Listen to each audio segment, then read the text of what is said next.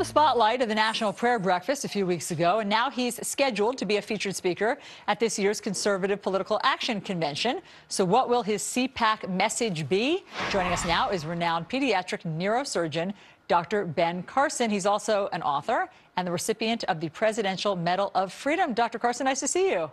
Nice to be back. All right, so you're headed to CPAC mid-March this month. What will your message to conservatives be? Well, I think we need to recognize that we're actually in quite a bit of trouble as a nation right now. And the ship is about to go off the waterfall.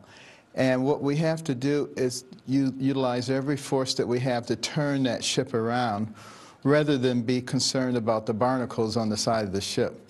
So we need to look at the big picture here, use every resource that we have to turn that ship around. Then once we're moving in the right direction, we can deal with the peripheral issues. And Dr. Carson, what do you think Republicans and more specifically conservatives, since you'll be speaking to them, have done wrong in their messaging?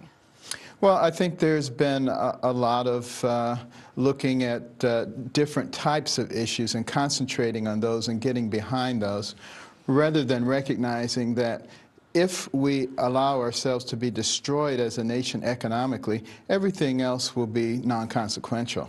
And we're very rapidly approaching that point. And I don't think people are emphasizing this nearly enough.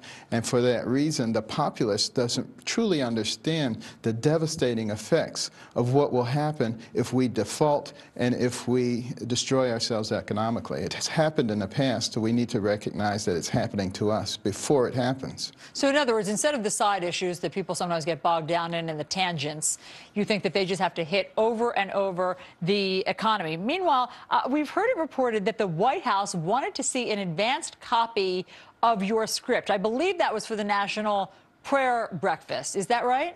That's correct, but they also wanted to see an advanced copy the last time I did the National Prayer Breakfast. And I suspect they always want to see an advanced copy because the president needs to know what he's going to respond to. Sure. I mean, nothing nefarious, just that they wanted to see an advanced copy. And I'm sure that every White House and every president, as you said, likes to see what the featured keynote speakers will be saying. But you did not give the White House this time an advanced copy of your speech. Why not? Because I didn't have an advanced copy of it. You know, I'm a spontaneous speaker. I remember the last time I spoke, President Clinton came up and he said, "All right, I want to know who's responsible for putting this guy on before me." He was joking, but it was very funny. I'm sure President Obama felt the same way at this National Prayer Breakfast because, you know, we all saw that President Obama may have felt a little bit uncomfortable. You were standing up there, you got a lot of attention, and you didn't really pull any punches talking about what you think is kind of the wrong direction of the country. So you must have surprised the president or the White House with the content of your speech. Well, it's so important that we learn how to be able to discuss differences of opinion and do it in a very nice way without calling people names and acting like third graders. This is really quite embarrassing what I see sometimes in our nation. That people can't handle sort of just having an adult conversation. Do you know what exactly you will be saying yet at CPAC? No. I always ask God to guide my thoughts and to guide my scalpel, and he always does.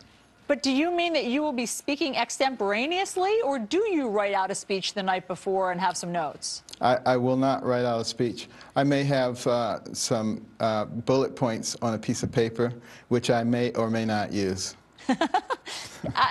You keep them guessing. I like that even you don't know what necessarily you'll be doing. But basically the theme, as we understand it, because we do like to get a little of a coming attraction, is that you will tell conservatives that they need to be more focused on the #1 issue in the country. Absolutely. You know, I love this nation. It's been very good to me, and I want to make sure that it is good to my children and my grandchildren. We've got to preserve it. And Dr. Carson, what about you getting involved in politics? I know we've asked you this before. How are you leaning in that direction?